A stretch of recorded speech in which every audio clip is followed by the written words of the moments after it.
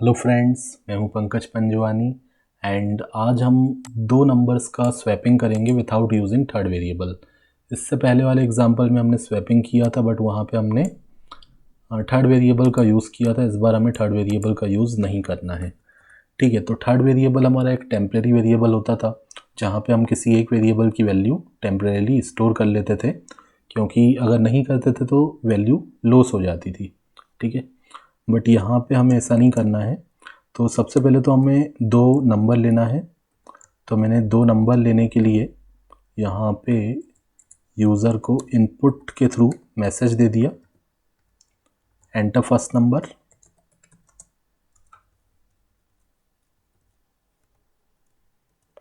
Enter first number.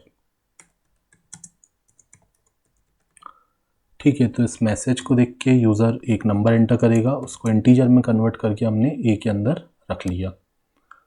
Variables के नाम आप कुछ भी दे सकते हो, मैंने ए और बी लिखा है, आप कुछ भी दूसरे नाम भी दे सकते हो, नंबर 1, नंबर 2। ठीक है, फिर मैंने लिखा एंटर सेकेंड नंबर, दूसरा नंबर लिया एंड बी के अंदर रख लिया। अब ए और बी के अंदर जो नंबर्स हैं उनको हमें एक्सचेंज करना है। तो एक्सचेंज करने से पहले हम इसको एक बार प्रिंट करके देख लेते हैं कि ए और बी की वैल्यू क्या है। यहाँ पे मैंने एफ लगा दिया, इसको हम बोलते हैं फॉर्मेटेड स्ट्रिंग। ठीक है, तो यहाँ पे मैंने लिखा before swapping. Before swapping A equal to, A की जो वैल्यू होगी वो प्रिंट करवा दी, and B equal to, B की जो वैल्यू होगी वो प्रिंट करवा लेंगे। ठीक है, एक बार अगर इसको रन करके देखें तो ये मैसेज आ गया, एंटर फर्स्ट नंबर 5 एंड दूसरा नंबर 7 डाल दिया। तो ये स्वैपिंग करने से पहले ओरिजिनल वैल्यूज़ को डिस्प्ले करता है। अब हम इसमें स्वैपिंग का कंसेप्ट लगाएंगे। तो यहाँ पे स्वैपिंग हम करेंगे अर्थमेटिक ऑपरेटर्स का यूज़ करके, एडिशन और सब्ट्रैक्शन करके। तो हमें क्या करना होता है ना कि सबसे पहले ए और बी को ऐड कर लेना है।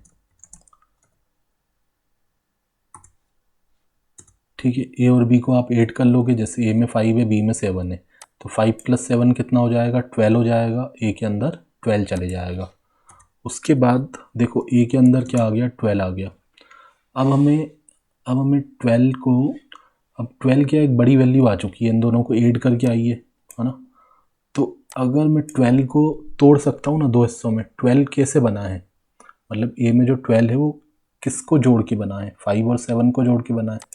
ठीक है, तो अब मैं इसको 12 को वापस तोड़ के इसमें से 5 और 7 निकाल सकता हूँ। कैसे निकाल सकता हूँ, जैसे ए में 12 है। ठीक है, ए में 12 है तो इसको अगर मैं माइनस कर दूँ किससे, बी से। ठीक है, ए में 12 आ चुका है बट बी में तो अभी भी क्या है, 7 है। तो 12 को अगर मैं 7 से माइनस करूँ तो मुझे क्या मिल जाएगा, 5 मिल जाएगा। और 5 किसका वैल्यू था, ओरिजिनल वैल्यू ए का था 5, तो वो वैल्यू मैंने बी में रिसीव कर लिया। तो एक तरीके से मुझे ए की वैल्यू बी के अंदर मिल गई।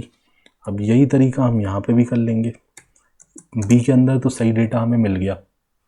अब फिर से हम ए के अंदर जो 12 रखा हुआ है उसको तोड़ेंगे और इस बार हम बी से तोड़ेंगे। अब बी के अंदर जो नया वैल्यू आ चुका था वो 5 आ चुका था।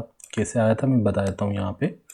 सबसे पहले सपोज 5 और 7 है ए के अंदर, ए और बी के अंदर, तो 5 + 7 होके ए के अंदर 12 चले गया।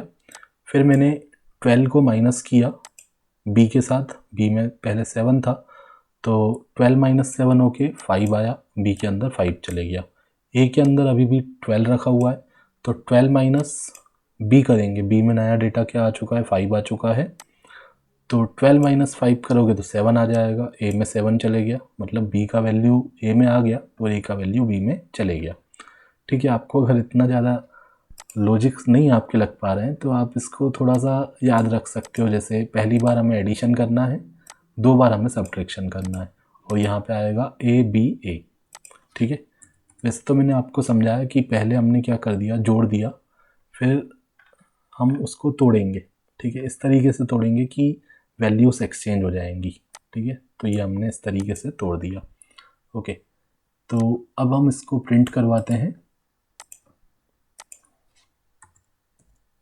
अब मैंने यहाँ पे लिखा आफ्टर स्वैपिंग। ठीक है, स्वैपिंग करने के बाद ए और बी की वैल्यू को प्रिंट करवाया, तो अब ये वैल्यूज़ एक्सचेंज हो चुकी होंगी।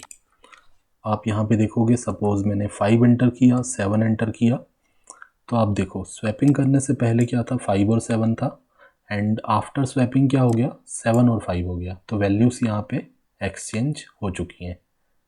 Thanks for watching.